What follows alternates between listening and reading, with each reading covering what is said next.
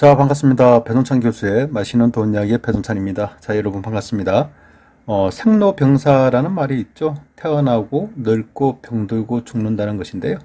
이를 흔히 네 가지 고통이라고 말을 하죠. 부동산 또한 마찬가지인 것 같아요. 아파트가 새로 지어지면 사람들이 입주를 하여 살겠죠. 그리고 시간이라는 것이 뭐 수십 년이 또 지나면 아파트에 대한 하자 보수를 또 하게 되겠죠. 그리고 최종적으로 본다면 재건축을 통해서 아파트가 철거되겠죠. 어떻게 보면 사람의 생로병사와 좀 비슷하다라고 말씀을 드릴 수 있을 것 같아요. 아무튼 이런 말이 또 있죠. 모든 길은 로마로 통한다는 말인데요. 옛날의 길들은 뭐 로마 시대 때 길들을 얘기하는 건데요. 거의 뭐 진흙밭 아니겠습니까? 그런데 이러한 진흙길에 먼저 땅을 판 후에 자갈을 채워 넣는다는 얘기예요.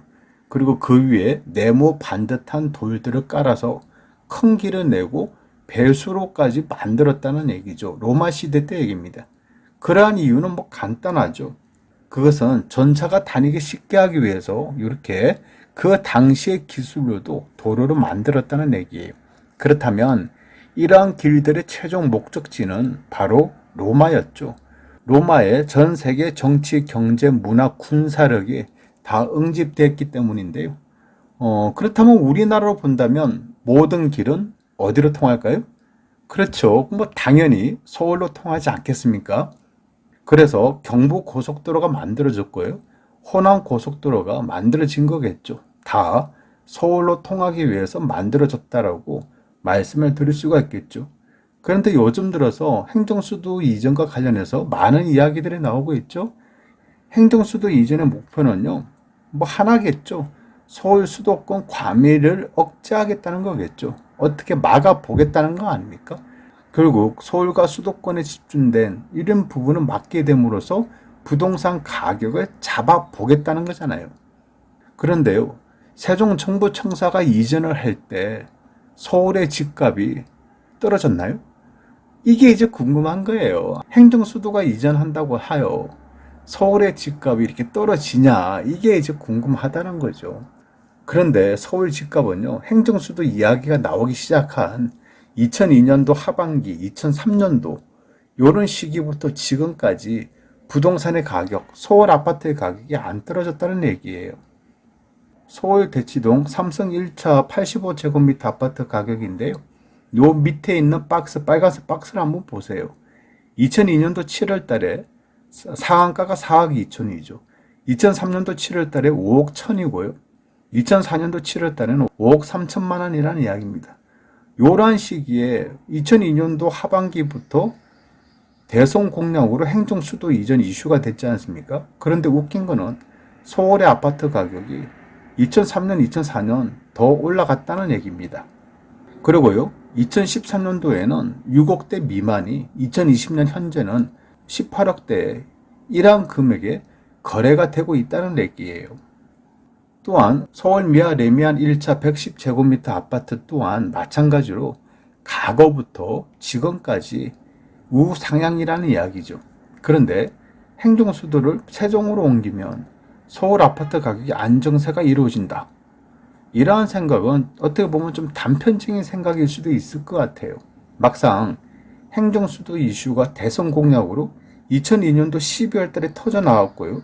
세종정부청사가 입주를 했어도 서울 아파트의 가격은요, 아까 여러분 보셨잖아요.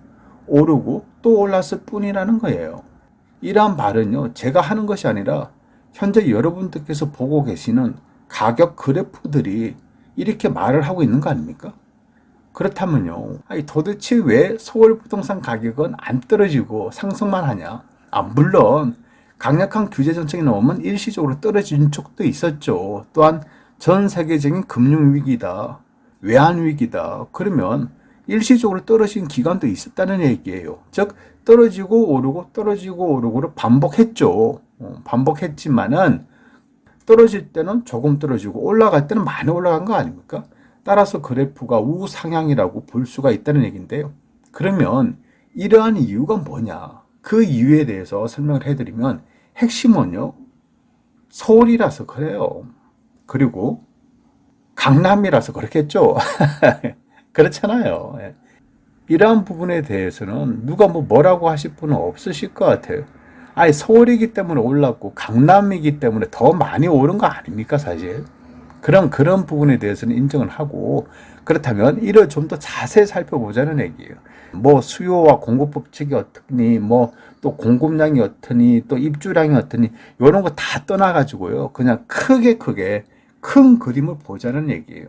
1950년 이후 2020년까지 70년의 부동산 역사를 가지고 이야기를 하자면, 크게 봐서 이야기를 하자면 저는 세 가지로 압축을 할 수 있다는 얘기입니다. 그 첫 번째는요, 돈이 서울로 몰리기 때문이죠. 우리나라 경제 총 산출액의 지역별 구성 중 수도권이 차지하는 비율이 무려 46.8%를 차지하고 있고요. 최종 수요의 지역별 구성 중 수도권이 차지하는 비율은 47.4%라는 겁니다. 그만큼 서울 수도권이 차지하는 비율이 우리나라 전체 산업의 거의 50% 가까이에 육박한다는 겁니다. 또한 서울 수도권 취업자의 비중은요, 50.8%인데요. 취업자의 비중은 전국을 놓고 봤을 때 50%가 넘었다는 얘기입니다. 특히 일자리 중에서도 대기업 본사들 같은 경우에는 거의 대부분 서울 수도권에 위치해 있지 않습니까? 따라서 양질의 일자리 또한 서울 수도권에 포진되어 있다라고 말씀을 드릴 수가 있다는 얘기예요. 또한 KB금융지주 경영연구소의 2019년 부자 보고서에 의하면요, 지역별 한국의 부자 수는 서울의 45%, 경기도의 22%, 인천의 3%로 서울 수도권을 합치면 전국 부자의 70%가 서울 수도권에 거주하고 있다는 거예요.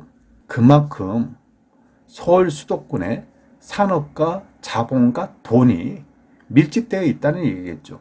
즉, 돈이 서울에 밀집되어 있다는 이야기는 부동산의 가격 또한 쉽게 떨어지기가 힘들다라고도 말씀을 드릴 수 있는 거 아니겠습니까?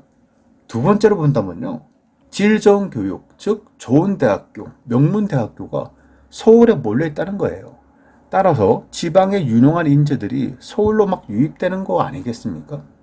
지방의 유능한 고등학생들이 서울로 유입되는 이유, 간단하지 않습니까? 서울 쪽에 있는 좋은 대학교로 나와서 이왕이면 서울 쪽에 질 좋은 회사에 취업을 하고 싶은 그런 마음 때문에, 그러한 욕망 때문에 서울 쪽으로 올라오는 거죠. 그리하여 서울 수도권의 대학들은 경쟁률이 높고요, 지방의 대학교들은 신입생조차도 뽑지 못한 경우가 비일비재하다는 얘기예요. 그래서 지방에 있는 대학교가 문을 닫는 거 아니겠어요? 심지어 지방에 있는 대학교들이 신입생을 유치하기 위해서 수도권 쪽으로 이사를 오는 거 아니겠어요? 금산에 있는 중부대학교가 그러고, 홍성군에 있는 청운대학교, 고성군에 있는 경동대학교, 영주시에 있는 동양대학교, 경산에 있었던 대경대학교, 대전 을지대 또한 마찬가지 아닙니까? 이처럼 지방에 있는 대학들마저도 생존을 위해서 수도권으로 밀려 들어오고 있다는 얘기예요, 여러분. 물론 서울로 진입은 안 되죠. 그러다 보니까 최소한 서울 인근 지역 수도권으로 올라오고 있다는 얘기죠. 어떻게 보면 그만큼 서울이라는 입지가 더 견고해지고 있다는 사실, 그런 사실의 증명이지 않을까요? 세 번째로 본다면 사람이 서울로 모이는 거예요. 자본가, 대기업가, 좋은 교통망과 우수한 학군과 명문대, 그리고 문화생활까지 다 누릴 수 있는 곳, 이러한 곳에 사람들이 모여든다는 것은 어떻게 보면 당연한 이야기겠죠. 결국 돈과 직장과 학군이 좋은 서울에 젊은 인구들이 유입이 될 수밖에 없겠죠. 결국 사람들이 모인다는 것은 돈이 모인다는 것이고요, 돈이 모인다는 것은 부동산 수요가 증가된다는 것이고요, 이러한 수요에 서울 주택 공급이 원활하게 이루어지지 못할 경우에는 서울 수도권의 주택 가격은 역시 상승할 수밖에 없다는 이야기겠죠. 물론 정부 또한 이러한 사실을 잘 알고 있겠죠. 따라서 부동산 가격을 억제시키기 위해서 여러 가지 부동산 정책들을 쏟아내는 거 아니겠습니까?